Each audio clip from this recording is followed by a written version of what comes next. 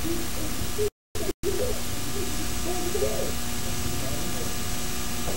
the final one for the two separate parts, I want to see that. The force of African unity is far stronger on the national people than it ever is now in Europe.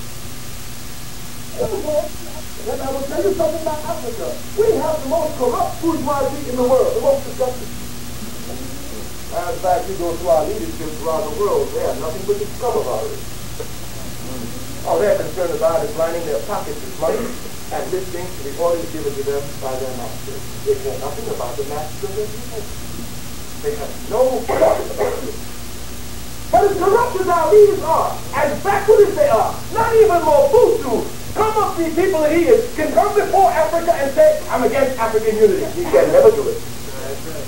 Every African leader, when speaking to the masses, must say, where's African unity? We don't want it right now. It may be taken a little time, but they can never say they're against African unity.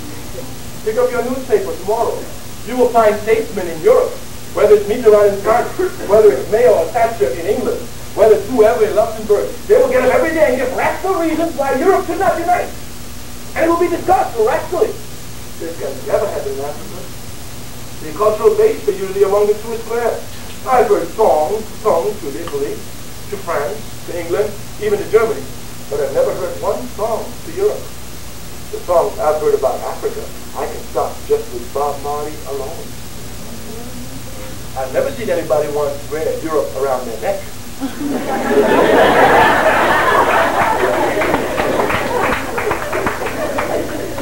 But everywhere you'll find people with Africa around their neck. In every room you'll find one. Who got it?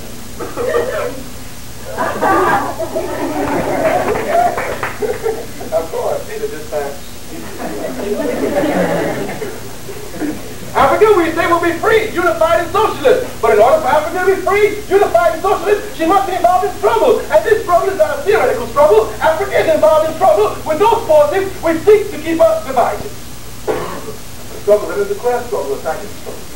Yeah, we must come clearly to talk about those aspects which stop Africa's unity, those forces which fight against it, capitalism and Zionism.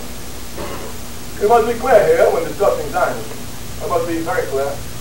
We are revolutionaries, and we know as revolutionaries that all actions are governed by laws. We must seek these laws. We must find them out. They're there. Of course, Zionism has nothing to do with Judaism. Judaism, we showed, was developed in Africa and a gift from Africa to the world. The political organizations of Zionism found their expressions in 1897 in Basel, Switzerland. The founder was a man called Theodor Herzl. H-E-R-Z-L. You must know this man, Theodor Herzl. You must know in life everything affects everything. Oh, in the 1890s, a little man was born in Vietnam. He was called Ho Chi Minh. Nobody paid attention to him, but by the time they got to know him, he defeated America. Everything affects everything. This man, Theodor Herzl, came to found the political movement of Zionism. Listen to what Herzl told us. He said that he's going to find the state that God promised to the Jews. No problem. Herzl has a diary. You know, America is a very funny business. You know, in countries outside the world, when a revolutionary regime takes power, or a reactionary regime takes power, they burn books. But in America, they don't have to burn books. Even in your library, you don't read them. Don't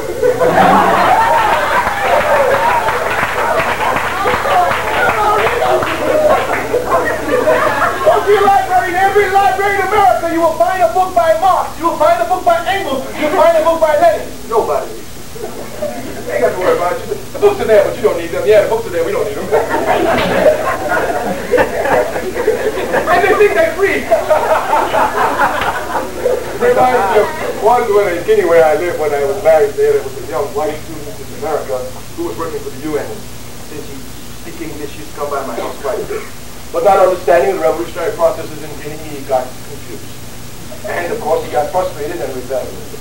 Once while having dinner at my table, my brother-in-law said, "Your regime," he's talking about the regime of Secretary of PDC, a revolutionary regime. He said, "Your regime, which you love so much here, Kwame Ture, it's a dictatorial regime." I said, "No, sir." He said, "Yes." He said, "You see, in the American embassy, none of the Guineans come there." That's right. He said, "You know why?" Right. It's because your government tells them not to come. That's right. He said, why did you come and do that? I said, well, because they don't want people coming to you trying to corrupt them, we have to kill them. He said, oh, is that what you call dictatorship? I said, yes, that's what we call it. So he said to my brother-in-law, he said, you see? I said to him, tell my brother-in-law, how many Americans visit the embassy of the Soviet Union in Washington, D.C., and nobody tells them not to go? They don't even go. They know they're not supposed to go. I remember when I was a student at Howard University, I had to go there for a report. Student told me, you know, if you go there, the FBI gonna follow you.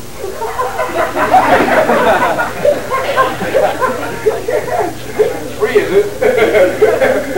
At least we tell you the truth. Don't go there. They don't even have to tell you not to go. You don't go. They don't even tell you not to study socialism. You don't study it.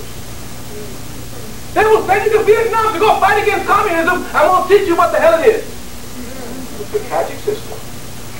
It's a system that has to be destroyed. We're not worried about this system. It's an ignorant system. The people who defend it are ignorant. That's why they're going to lose wars everywhere. Everywhere. This man Herzl, who said he was going to find the state that God granted the Jewish people in his diary, tells us that he's an atheist. An atheist is not someone who does not believe in God. An atheist is someone who makes the affirmative statement that God does not exist. Tell me, how does someone who thinks God does not exist is going to find the state that God promised to his chosen people? The diabolic movement. It's got to be denied. Zionism is clear. The process for Zionism is clear. In the first place, we said it over and over again. We cannot say that the Jews are a people. How can they be a people? How can they tell us that they want to make sure that the Jewish community at Colgate hopes to alleviate some of the differences between the Jewish community and the community of color? Oh, so Jews have no color? What does this mean? What does this mean? Zionism has nothing to do with Judaism. Anytime you mix the two, it's like mixing Christianity and slavery. Of course, some who call themselves Christians believe in slavery, but no Christian can believe in slavery. Every Christian must give his life fighting against slavery. You can never mix the two. One is a political movement. It is immoral, it is unjust, it is illegal, it is racist, and it will be destroyed. This is clear. These are scientific facts. We have no emotions here. We are fighting for liberation. That which comes to stop it must be blocked. The relationship of Zionism to the African people is direct. All of our politicians in our community bow down before the state of Israel. Look at this man, George Wilder, was supposed to be the first one. He was governor. Where is he now? Israel. Where's David Dickens? Israel. They do more for Israel than do for Tanzania, South Africa. $15 billion sent to them while the people in America are starving. Who loses? Us. Where does the money go to? Guns. To do what? Shoot Palestinians. These are facts. We must have the courage of our conviction that we must speak the truth. Ain't nobody is scared to die. Not in African America. Why, especially if you're an African male, your chances are up anyway. Well, I'm not going to die of no jive skip. I'm going to die fighting for the people, telling the truth. If you're going to die for something. Of course. Martin Luther King says, if you can't live for the people, at least die for the people. Zionism is an enemy of the people. It's clear. Not only must you think that we who are of color are against this Zionist community who calls itself Jewish, but there are many Jews who are anti-Zionist. I will give you just the name of some students so you can read them yourself. There's a man called Lilienfeld. Read him. There's a man called Lenny Brenner, B-R-E-N-N-E-R. His books are in the library. He's a Jew, anti-Zionist. One of his latest books was called Zionism in the Age of Dictators. Read it. You will go and find there are many anti-Zionist Jews in this country. Many. Just because they don't appear on your television press, don't think it doesn't exist.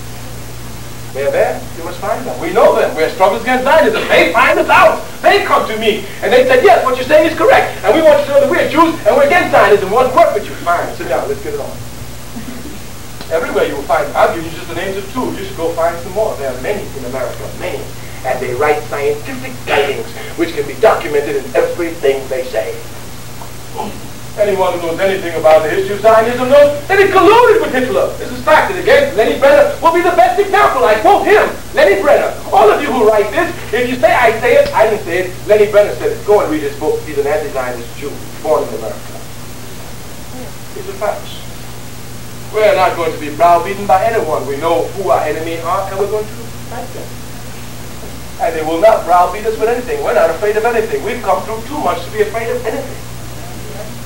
Hey, man told me, ain't you afraid to die? Me afraid to die? Jack, I work so hard for my people. Eternal rest is nothing to run from. Nothing to run from. You run from death, you must rejoice. I like the lucky ones, like King. When they're 39, they go. Look how lucky they are. Everybody look up to them. I love Martin Luther King. It's us who stay here and never make the mistakes like Marion Barry.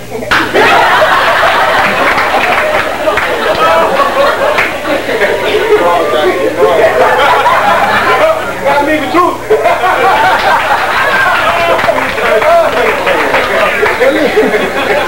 Don't you ever make the mistake of yelling at the messenger who brings you the truth. The Chinese say, be not warned by the speaker, but the words that he speaketh.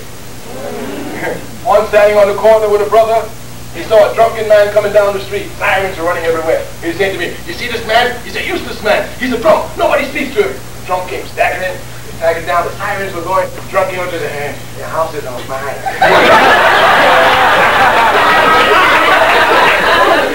You're not warned by the speaker, but the words that he speaks.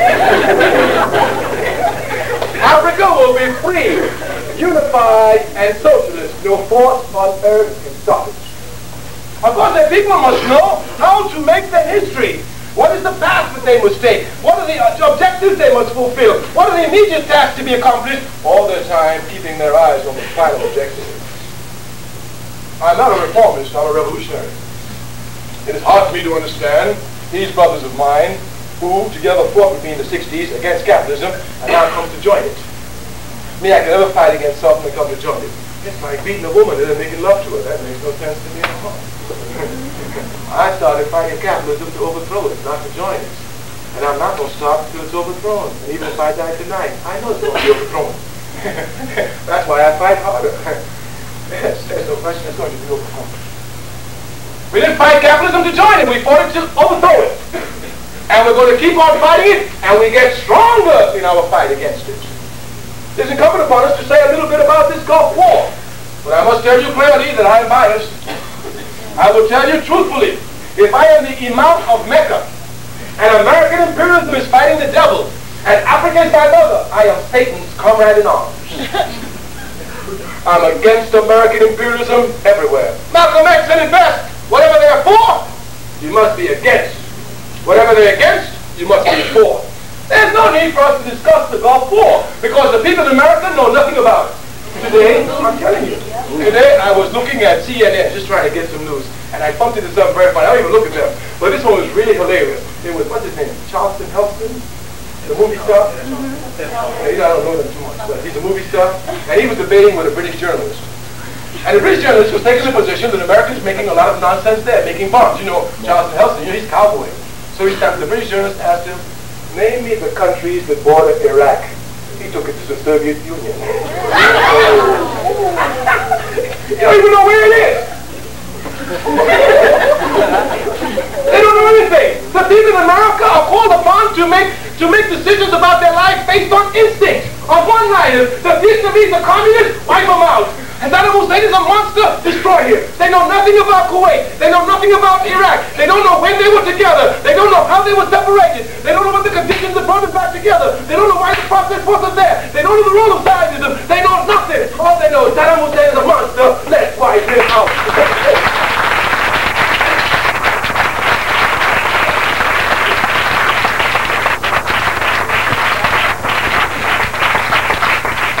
Who they call to fight the war? Most loyal in America. Americans in trouble. Oh, our country's in trouble. Let us go.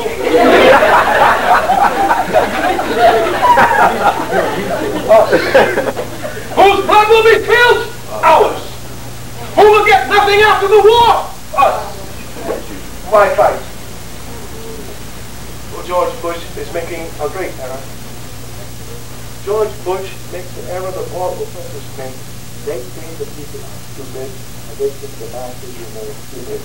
But the consciousness of the people grows every day. Because even if you're a stupid man, Even if you don't want to learn something as a woman, every day you will learn something. The conscience grows every day. Bush thinks that he's facing the same people that he faced in the Vietnam War. As a matter of fact, following this nonsense by bourgeois historians about history repeats itself, they think that the 1960s is going to repeat itself in demonstrations. No, the demonstrations are going to qualify themselves, they will get better. There's going to be more resistance.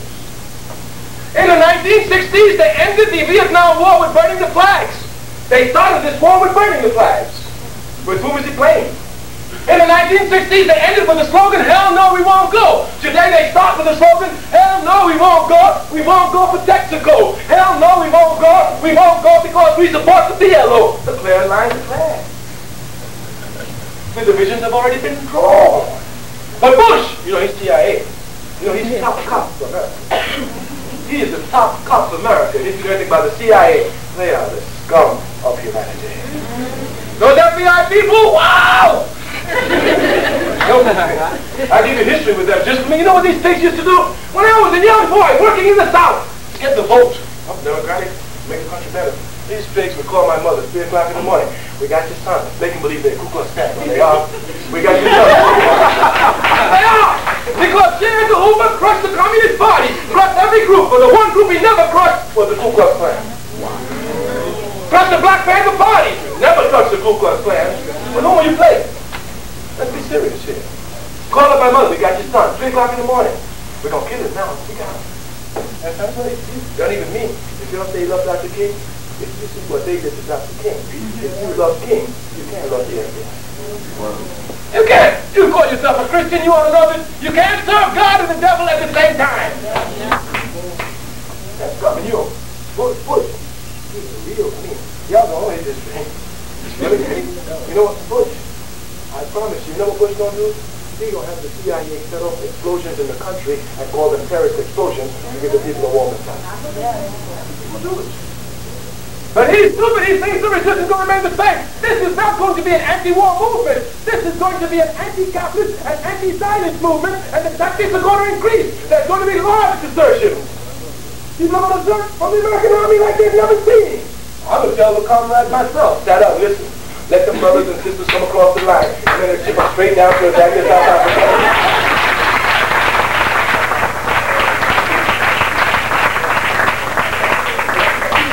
Listen, after we discuss this issue of America's role in the war, America can give moral lessons to no one. Can a thief come to give us a lesson on honesty? Tell us.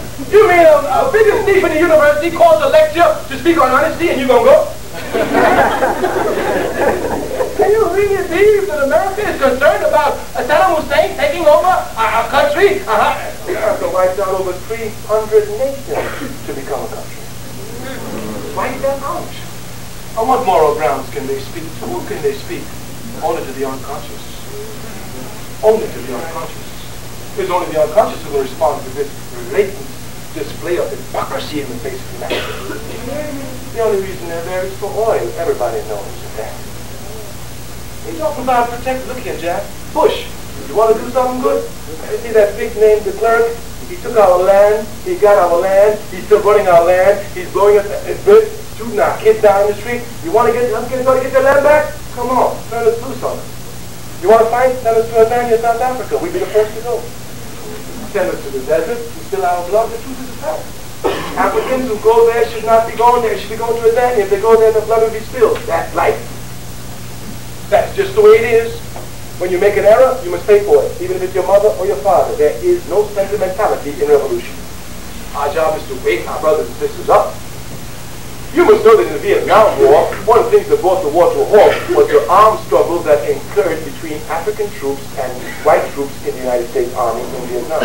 Of course, they didn't write about it in history. They cannot.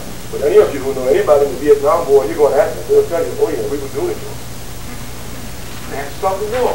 This war, he must be joking. He thinks the people are stupid, he will see. Our people must be free. We come then to conclude, and God would be incumbent upon us to tell you how to become active servants for humanity. Active servants in your people's liberation struggle. Your people are a people whose history has been written with blood. That'll be properly understood. Nobody sitting in this room, no one, can give me any example of any African who advanced individually in this country and advanced on their own talents and their own work, starting with Colin Powell. Every individual African who advanced in this country advanced as a result of mass struggle by the masses of the people. And every mass struggle that we were involved in, whether it be violent or non-violent, our blood was shed. Simply put, in our history, Africans in America have made no advancement without shedding their blood. It's a fact. Just in a filthy 5 and 10 cent store, you've got to shed your blood, true or false. To sit on a bus where you want to sit, even though you pay the same money like everybody else, you've got to shed your blood, true or false. To get into school where your people pay more taxes like everybody else in a civilized country, you must shed your blood, true or false. To get the vote, you must shed your blood, true or false. Everything we get in this country, we have to shed our blood for. Let us stop doing it unconsciously. Let us come together consciously, overthrow capitalism, shed our blood one time, and free humanity. It's crystal clear. Why must we always shed our blood? We say this man, Colin Powell, the reason why he occupies the position he occupies is because of Martin Luther King. No doubt. No doubt. King came to demoralize the African troops in the Vietnam War, and to confuse us, they put him there. And he really thinks he got there because he's a soldier. You got there to betray your people, Jack. It's as simple as that. We said it's a fact. Every position occupied by every African in this country is a result of mass struggle. Every African, the seats you occupy at this university is a result of mass struggle. These seats don't belong to you. They belong to your people. And when you occupy this seat, you acquire knowledge not for yourself, but for your people. If you just acquire the knowledge for yourself, you have betrayed your people. The American capitalist system will confuse you. Tomorrow in your newspapers they will say, Kwame Ture spoke. And they told you, for him, there was no middle ground. There was no gray area. Everything was cut and dry. Everything was white and black. Everything was hot and cold. It's correct. When one speaks of tactics, when one speaks of strategy, there's gray area. But when one speaks of principles, there is no gray area. Either you cheat on a test or you do not. Where's the gray area? Where's the middle ground? When your people are oppressed, either you are working for your people or by your very inactivity, you are against your people. Where is the middle ground? The statement must be properly comprehended. The statement must be properly comprehended. We say if your people are oppressed and you are not involved in the struggle to liberate your people, by your very act of inactivity, you are against your people. If your mother is being raped and you put your hand behind your back and say, I ain't got nothing to do with this, you're against your mother. If your people are being raped and you ain't got nothing to do with this, you're against your people. Stuff in life is not what you want to do, what you don't do. If you don't do, you're condemned. Since your people are oppressed, you have but one choice, to fight for them. If you don't fight for them, you've already betrayed them. We know this property up against America's capitalist system. Everything in the country is done just for money. So, backward is it that even our students coming to college to acquire knowledge for their people come only to get money. This system must be fought in every area without pity and without mercy, and especially in the ideological arena. Your task. Your people must be organized. Your people must be organized. As a matter of fact, the reason why your people suffer the way they do is because they are disorganized. I don't know Colgate, but I'm willing to bet you here he's not all organized. But we must become organized. And each of us must make our effort in the organizing process. Racism is not a question of attitude. A man called me a racist. I laughed at him. I didn't even discuss it with him. Racism is a question of power. If a white man wants to lynch me, that's his problem. If he has the power to lynch me, that's my problem. Racism is a question of power. If I hate all the Jews in the world and I want to terrorize them, it's nothing. But if I'm Hitler, it's another thing. The question of racism is a question of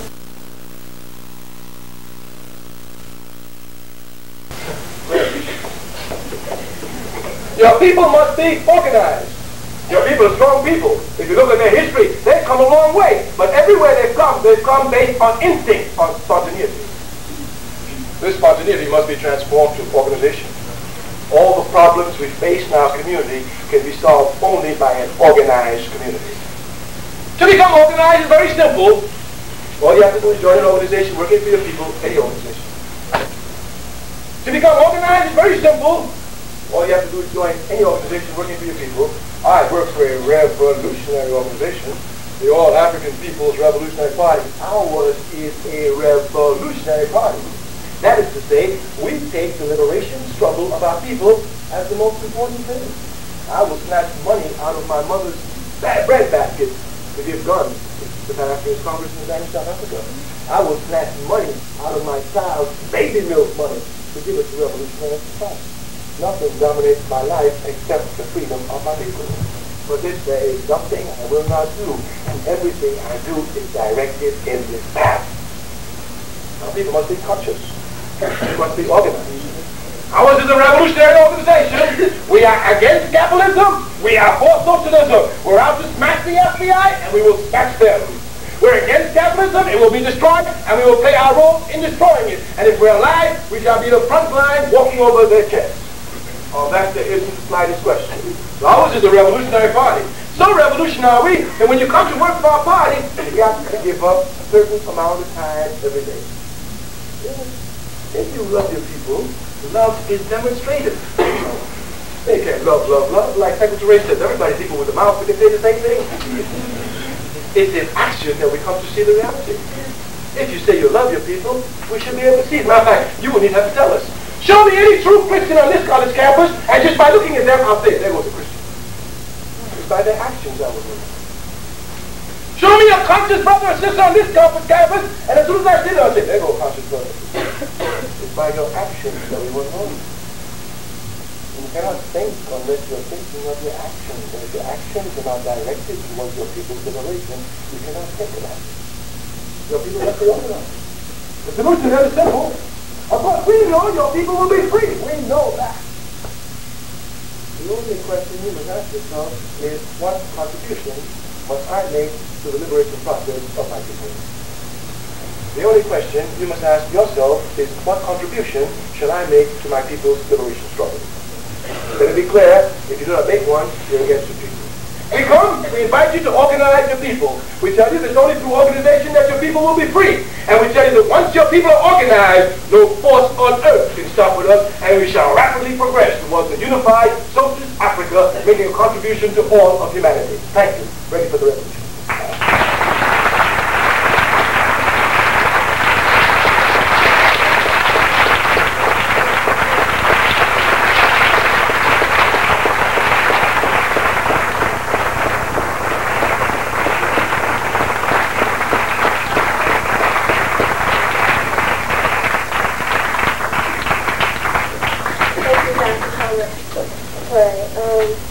Now we have approximately 46 minutes for questions and answers. Correction. We have 15 minutes for questions and answers. We very well pick the people that will facilitate this question and answer. I'm trying to keep this relatively appropriate manner and get people raising your hand and you'll be recognized.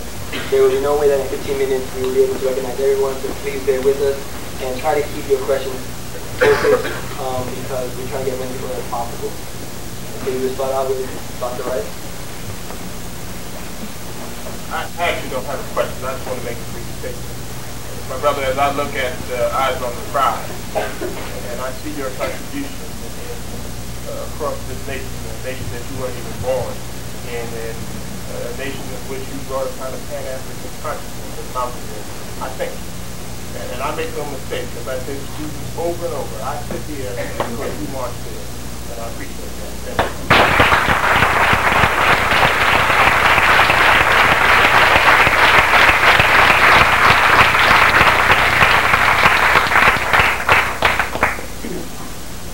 Dr. Troy, Zionism is the struggle of the Jewish people against oppression. It is the struggle for their liberation, and as Malcolm X says, liberation by any means necessary. Thus, to be against Zionism is thus to be against Jews who want to liberate themselves from oppression.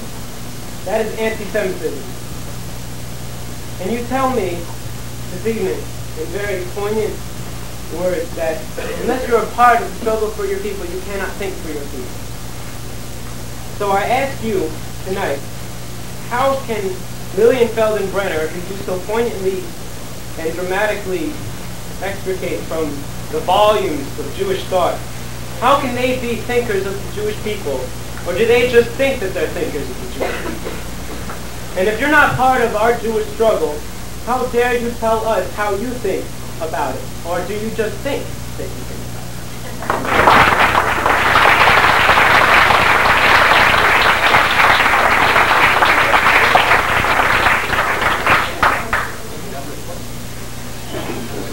Of course, I cannot accept the assumptions that you give. I'm sure you understand that. When you say Jewish people, what is the basis of this peoplehood? Is it biological or is it ideological? I just want clarifications from you so we can be clear. Is it biological or ideological? I don't know. Anybody can help you. You can help them, anybody. It's not A or B. What is it? A-B. Both? Both biological and ideological. Religion. Religious, cultural, nationalism. Is It it is not just biological? one. It is not Christianity. Is it biological? Yes, in some ways. But you can convert to Judaism, so it's not just biological. I want you to get clear. I just want you to tell me. So I have two different positions from you. So if you want me to help you guys be clear, because I'm clear. No, we're clear. You are unclear. No. Is it biological or unbiological? In many cases, it is biological. But in some cases, it's not.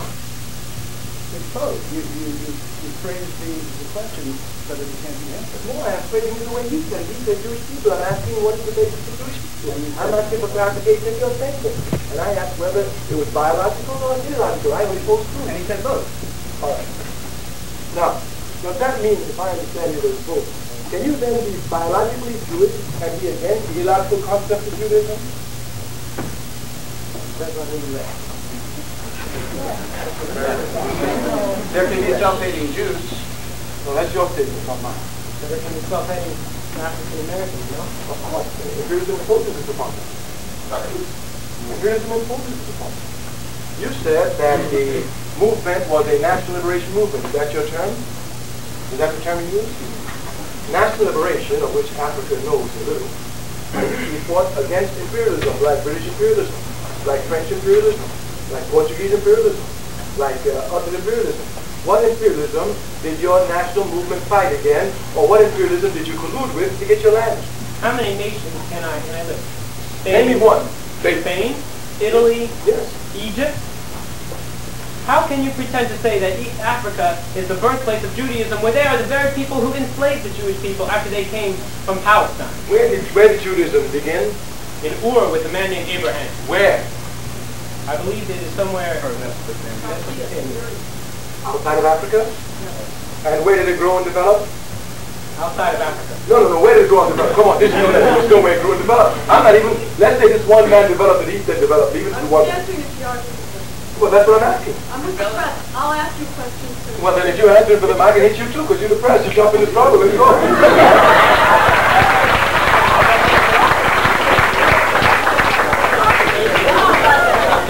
You are telling me that this one man in Palestine, dig your statement now, look at the philosophical statement you're making. One man in Palestine where there was no monotheism, where there was worshipping idols, until the Prophet Muhammad came, peace be upon his name, in that area. And now you're telling me this one man is going to develop Judaism there, not where monotheism was already developed. Does that make logical sense to you as a Jew? You told me you read the Bible from cover to cover. Not only the Bible. I read all religious books from cover to cover. Now, I have no religious persuasion. I read the Torah from cover to cover. That's not the issue. The issue is, this is not a fact that did Africa give monotheism to the world, or did your man who developed Judaism give monotheism to the world? Who gave it to the world? That is the question, because Judaism is the first religion to teach monotheism. This is a fact. We're speaking logically here. Therefore, where was monotheism developed? In Palestine, outside of Palestine, in Ur, in Mesopotamia, or in Africa? Where did monotheism develop? In Africa under oppression. It doesn't make a difference. It doesn't make a difference. You yourself say. Excuse me. They can go, I can go on now. I ain't got no problem with it.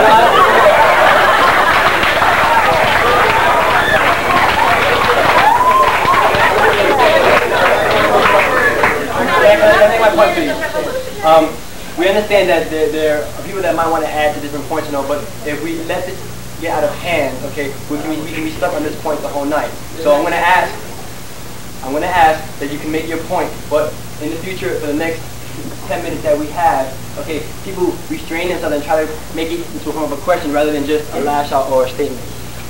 I just want to say that you yourself say it is reform, the ethics, but not the form. That is the important part of the language. That is an issue. As to where Judaism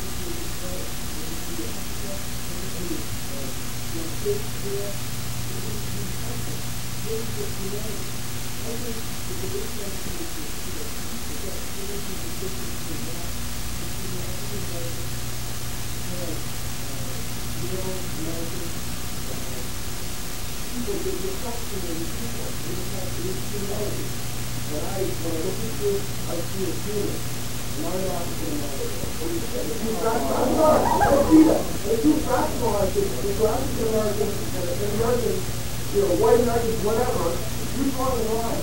And I think that you draw the line of Thailand. And how can I look at you and talk to you and explain to someone when you draw that line of truth? I have excellent relationships with Vietnamese. They do not have the same culture that I have. I have excellent relationships with Palestinians. They do not have the same culture that I have.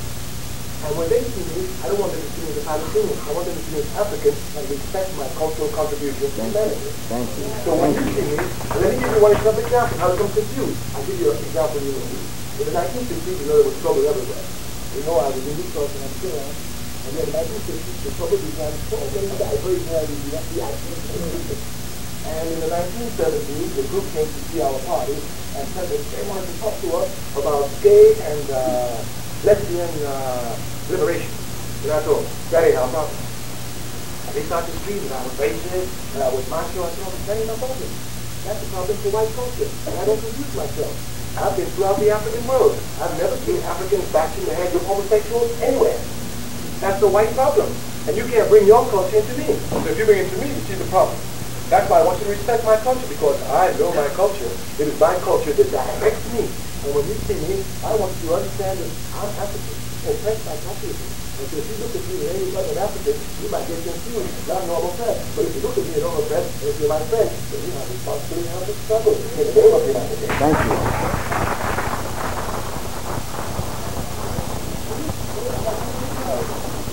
Now back to you. How do you make it down? Let me come here now. This was exactly the reason. The legal standing of the State of Israel is a paper known as the Balfour Declaration. It's in the library. This statement was issued in 1960 by a cabinet member of the British government by the name of Lord Balfour. If you will go back to history, you will know that before 1916, the British were controlling Palestine. They were colonizing Palestine. They didn't control it. But this paper says that the British government looked favorably upon the right of the Jews to establish a national home. That's the exact phrase used in the Balfour Declaration. A national home inside of Palestine. Does the British have the right to give Palestine to the Jews? And if the Jews are religious people, can they accept stolen goods from a thief? Where's the morality of the statement for national liberation? If I know that Daniel belongs to me, I'll never go to Bush and ask him to give me a piece of paper saying that Daniel belongs to me. I'll fight and get rid of the racist things and take my land back in the name of God. And if God gave you the land, you don't need to go to British imperialism and have them give you the authority and legal standing for the paper, for the land. How can British imperialism give you the land? If you were a Jew and you were really honest, you would tell them, you cannot give us this land. You wouldn't even seek to get any land from them. This is the legal standing. How can you tell me now that you have a national liberation movement? From whom did you fight for national liberation for Palestine? From the British? No, from the Palestinians who've never done anything to you, but welcomed you with open arms. This is what you call a national liberation movement. You have no respect for history. Please correct me. I mean, you say that the Palestinians welcomed the Jews with open arms. Before 1916. Doesn't take into account, and I suspect that that's not true. But furthermore, Zionism began long before Herzl And it's a religious movement as well as a political movement. And that he says it's a national liberation movement because Jews took it upon themselves to go to Tel Aviv and Palestine and try and build a homeland for them. But do you believe that Jews as a people have a right to seek a homeland of their own? No, I do not believe that any religion has the right to seek a homeland. No, it's my difference. No, but people, I understand, but you must understand the difference we have. Our difference is that you call it a people, I say it's a religion. That's the difference. Tell us what we are. No, I know what you are. I get it to you. Come on. You tell me that Africans also not Jews? Are the Falashas, even though it's a negative term, but don't see about, are the Ethiopian Jews Jews? Yes. And they say they are. Of course they do. Of course they do. Are they now the same people as me, or are they the same people as you, biologically speaking? You can't reduce people in biology. But you did. She said, and I quote her words, to be a Jew, your mother must be a Jew. She said it. That is one half of the definition. Oh, you gotta go about Zionism. They all got a whole lot of halves. The Ethiopian Jews, whom you're speaking about, before Judaism was found, was Ethiopia a state?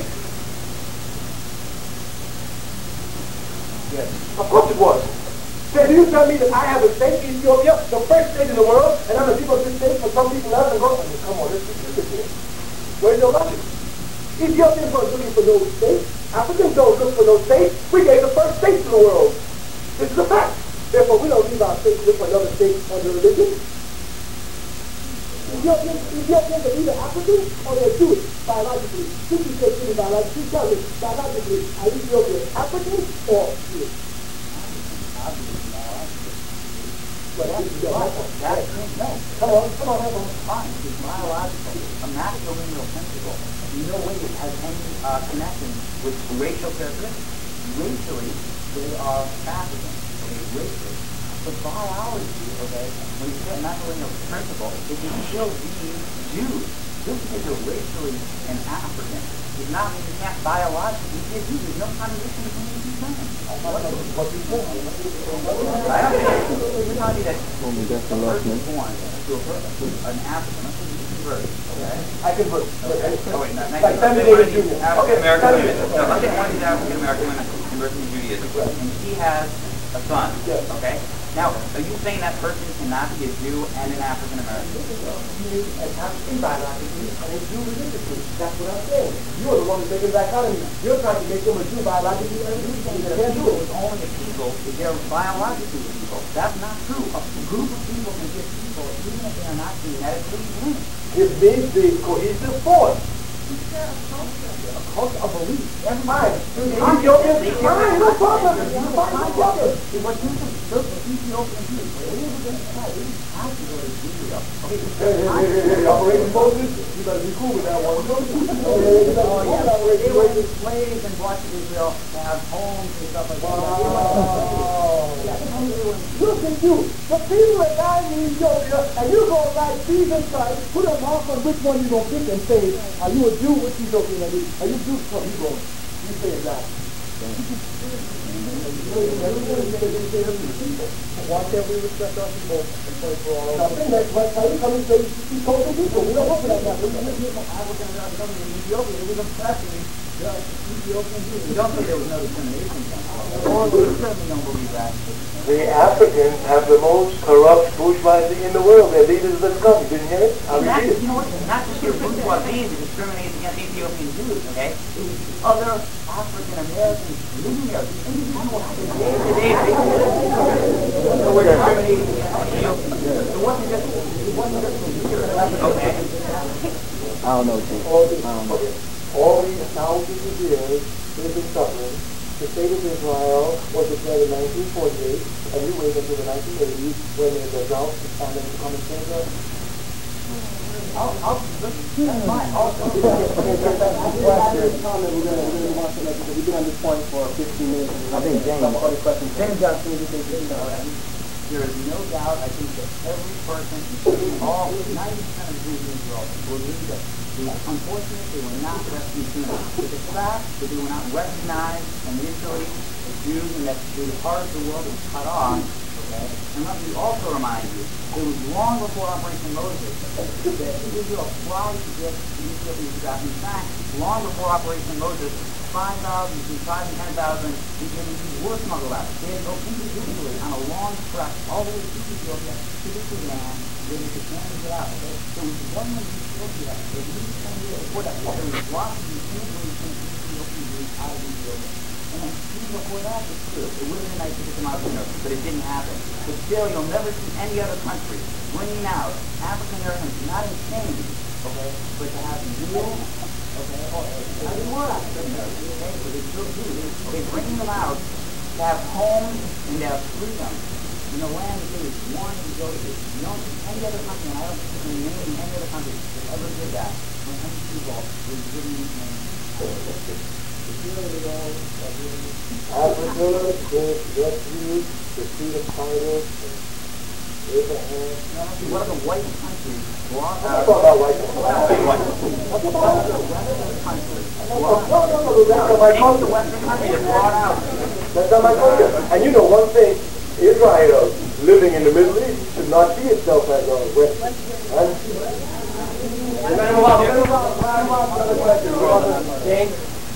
Brother Kwame, several points before I ask my own question. The charge of anti-Semitism cannot be escaped because of the state of the PLO. Palestinians are also Semitic, so how can we be anti-Semitic against one group of people than another? Secondly, the relationship between Israel and other countries in Africa. The fact of the matter is that military that's going down this is circulating the tendency throughout Israel. Israel is the one who is training many of the governments, many of the troops that are causing the peace in Africa. The ones that are built in Africa. Let's make it clear. Let's understand something. We are not against Jews for being Jewish. We're against things that they're doing in the name of their religion, which has nothing to do with their religion. Let's make that clear. We're not anti-Semitic. Because for us to be anti-Semitic to be against our own people, who are also Jews. So how can we be anti-Jews? We're against principles which go against us as a people. Now, brother. Now, and also this thing about slavery of Jews bringing in stuff like that. These pyramids were there before the Jews even came to existence. Even Sadat, the reaction he was, made Ben shut up on that one. I mean, these things were built before these existed. And the question of slavery using to build these pyramids is only in a subtle way of saying Africans had technology. When we know in fact they have technology to build those pyramids to the precise measurement of the earth. And how are you going to get slaves to do something like that? And they ain't brought what in yet.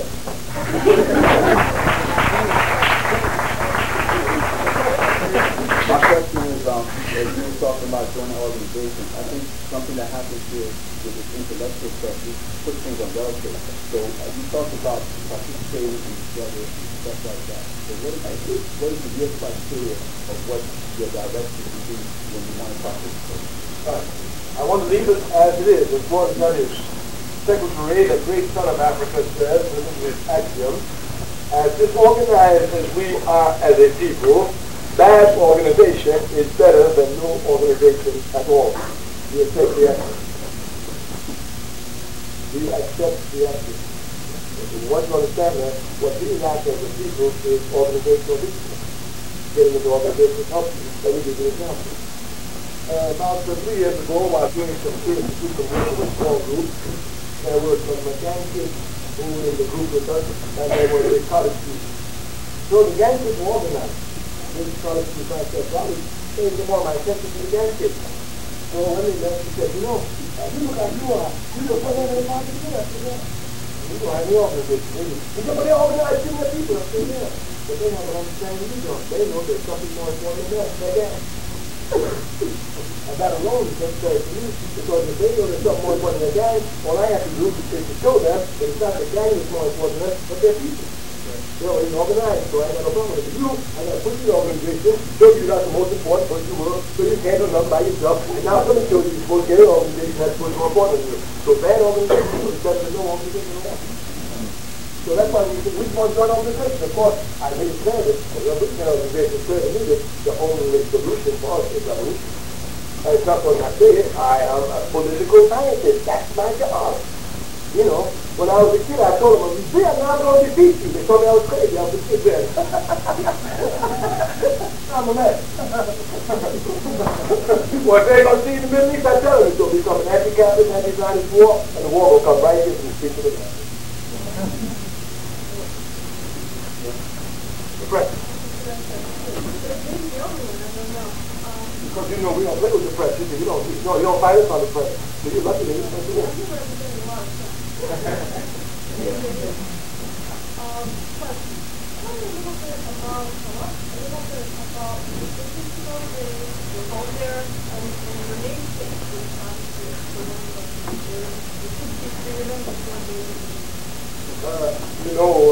During the 60s, there was a man by the name of the Honorable Elijah Muhammad, who headed the organization of Islam, which Dr. Escalon.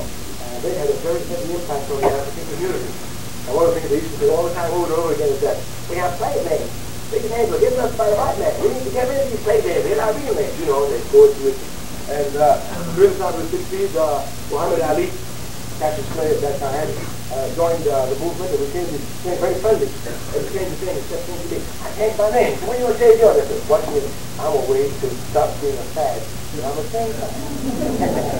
As a matter of fact, a lot of those who changed their name from their slave name to African names in the 60s, in the 70s went back to their slave names. So by the 70s, I said, okay, I call Muhammad Ali this time. They said, what name are you going to get? I said, I'm going to go ahead, second, give me a name, and give me a name. You have to give me a name. I try my best to carry it to Kwame Ture. Every name. That's Kwame Nkrumah and Sekou Touré. That's not an easy name to carry. Only that can I do is kind of holding the people here now people struggle. So that name change was really automatic, but we want to show people that the struggle is not up in the moment, but it's continuing. So the name change is automatic. Carmichael is a beautiful name, and we support the Irish. Our party supports the struggle of the Irish against citizenship. These people have been struggling for 800 years. You got to be stupid to think they're not going to be born in the East South. And they struggle everywhere. But Carmichael is a beautiful name, we support the Irish, and we think it's best to stay in Ireland.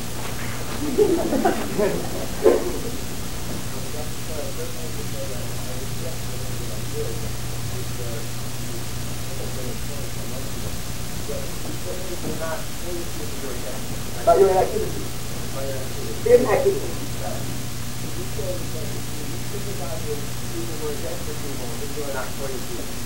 You sympathize with people who are against you. Yes, you're against your people. If you think of you have your person to honor, notwithstanding, and harmony throughout all people of country, how is everything? What I'm sorry, how do you expect if you cannot sympathize with other cultures, there will ever be and harmony throughout the world? The law of dialectics tells us that there's positive and negative in everything. This is in every aspect of life. As a matter of fact, if we make any statement of life that can be accepted by everyone without question, the statement is everything changes all the time. We will arrive at discussion and debate when we ask the question, how does change come about?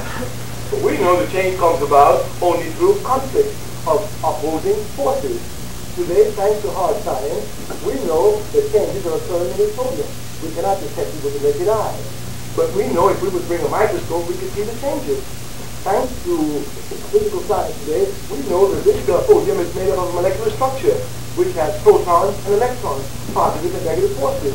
Now we know that these positive and negative forces fight to dominate each other. As the protons fight to dominate the electrons, they break up old compounds, form new ones. The process continues ad infinitum, when before our eyes it will disintegrate as a result of the constant struggle between opposing forces, positive and negative. This same process occurs everywhere, even in individual life. Let me show you. We said, and you must agree with me, that it is instinctive through that great weapon, consciousness, that human beings know that when they speak, they have done something incorrect. That means that all human beings have inside of them this negative quality to cheat and this positive quality to be honest. And it is in constant conflict. And it stays in constant conflict. And as a matter of fact, if you don't become more honest, you become cheater. And there's a possibility of a change. If you're honest, you can become a cheater. If you're a cheater, you can become honest. As a matter of fact, if you come into Colgate as a freshman and you're honest, in order to graduate as a senior, you must be more honest in your senior year than you were in your freshman year. If you have the same level of honesty, you'll be trouble. Because you as a freshman, you come in and you're honest, and near the end of the year, you mess around a little, you're about to flunk one class, You don't think about it. I'm from I'm young. I can think of some up. Next 3 years, I can catch up. Maybe a senior. About to graduate with a fellowship for a master's or a job. And you're about to flunk and stuff that you didn't study for that. You see, the temptation here is greater, so the honesty must be greater. So there's constant conflict between the positive and negative found everywhere. So it is in all cultures. Therefore, when we come to combine cultures, we come to find a positive aspect and fight against that negative aspect. And if that negative aspect is dominating us, we have no choice but to fight against it. But if there is violent conflict, violence coming together and separate, how will unity and reform? Take a pendulum, you think two walk together, and they're going to get harder and harder enough to fight for the best team, or slow down and not show violence, and then they'll come together. If you agitate violence and agony, the proton and the electron can never come together. Dishonesty and honesty can never come together. God and Satan can never come together. One must always be dominant. These are scientific facts. These are scientific facts. are you saying that one culture is always dominant?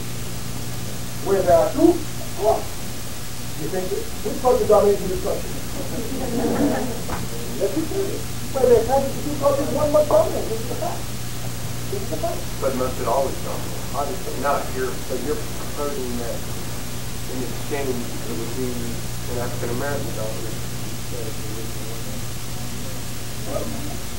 It is correct. Let's say the mind is oppressed now. Even if it's called to be something. And that is dominated by that aspect of the European country. And that's all it's What if there's a united Africa and there's a united Europe? No problem. Because when there is a unified Africa, there will be a unified Europe. Well, we're going to have to end this now because we're reaching the time constraints, and we can go on this all night. Tomorrow we can have a lecture, a seminar on this. Speak to administration, maybe they can do something about it. But aside from that, we'd like to thank everyone for coming, and we hope you attend the rest of our events for the semester and for the month. We'll be showing different films throughout the month, but the next one scheduled is the 12th, which is next Tuesday. Here at 7:30 we'll be showing the film Glory. And 7 o'clock, excuse me. Say it. And I hope to see everyone who is out here tonight, out here then, and the week after, and the rest of the semester, for all events supporting the cause and the struggle, being that everyone here is so concerned. Thank you for coming.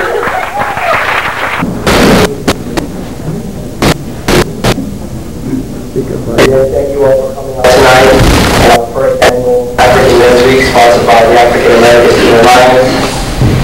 And I had a nice little introduction prepared, but we won't get into that right now.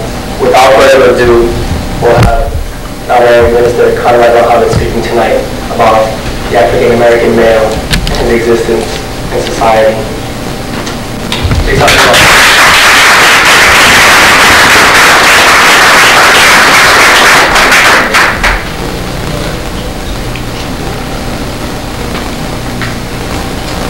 Every important event in a Muslim's life began with the salutations of peace.